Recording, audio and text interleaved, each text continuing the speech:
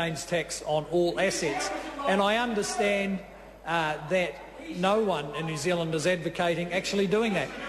Question number 4, the Honourable Clayton Cosgrove. Mr Speaker, my question is to the Prime Minister. I'd say to the members' own front bench colleagues, I want to hear the Honourable Clayton Cosgrove. Well, there are good interjections, though, sir.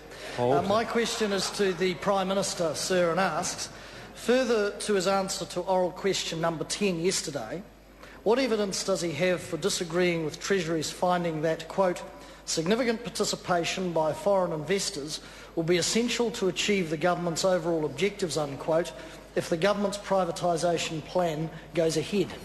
The Honourable Bill English on behalf of the Prime Minister. Speaker, the evidence is the government's policy position as has been clearly outlined, and that is that the government will retain 51% ownership and Kiwi mums and dads will be at the front of the queue.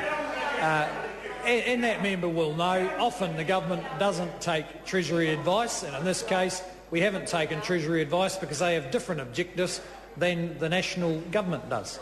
The Honourable Clayton Cosgrove. To the Prime Minister, what evidence does he have that so-called Kiwi mums and dads will be able to afford to buy shares in the energy companies in Air New Zealand, not including shares purchased indirectly through the likes of KiwiSaver or ACC or other entities? The Honourable Bill English. Well, Mr Speaker, there's accumulating evidence for that. The fact that Kiwis are saving more than they have for 20 years, so clearly they have decided they can save money, and they are looking for something reasonable in which to invest those savings. The other piece of evidence is that the economy is growing surprisingly fast, and Kiwis have a better opportunity now than they thought to look forward to higher incomes, which will give them the opportunity to boost their savings and invest where it's going to earn them a satisfactory return. The Honourable Clayton Cosgrove. Can he provide the House with an estimate of the proportion of New Zealanders that will own shares in our energy companies should his planned privatisation go ahead? The Honourable Bill English. Well, Mr Speaker, as the government moves to the mixed ownership model, which is modelled on the Air New Zealand set up by the previous Labor government, we expect that the same Kiwi mums and dads who currently own shares in Air New Zealand, as permitted by the previous Labor government, might also like to own shares in a government-owned energy company. Supplementary. Chris Tremaine. Thank you, Mr Speaker. To the Prime Minister, what indications is he seeing that New Zealand investors are keen to participate in the mixed ownership model? The Honourable Bill English. Well, Mr Speaker, as we discussed in the House yesterday, an indication from recent grey power meetings that the Prime Minister's attended, where people who lost $8.5 billion in finance company crashes, which the opposition don't seem to care about, showing real interest in being able to invest their savings in shares which will give them a reasonable return. And many New Zealanders will have a good opportunity because interest rates are at 45-year lows. They've just had the benefit of lower taxes. Their savings rates are the highest in 20 years, and that means an unprecedented level of interest by New Zealanders in investment.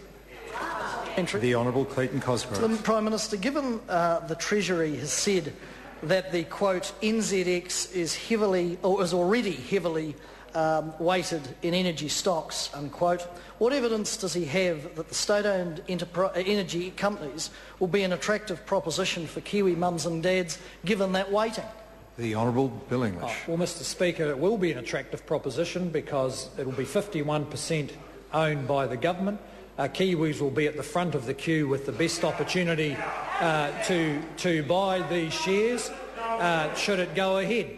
And the government will be able to pay dividends to good, honest New Zealand mums and dads rather than following the Labor policy, which is to pay large interest bills to foreigners instead. The Honourable Clayton Cosgrove. To the Prime Minister, how can he be so confident of widespread New Zealand ownership when a spokesperson for his Finance Minister has said yesterday that work on maximising Kiwi ownership of SOEs is still at an early stage, and will he halt the sale of state-owned assets if he is not certain and cannot confirm widespread Kiwi ownership? The Honourable Bill Well, English. Mr Speaker, the opposition can't have it both ways. On one day they're criticising the government for going too fast on mixed ownership models. Point of order. The And today they're Honourable criticising us for going too... Point of order.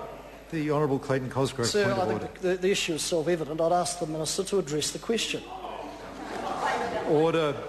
A point of order is raised, and members shouldn't add their contributions without just from the sidelines.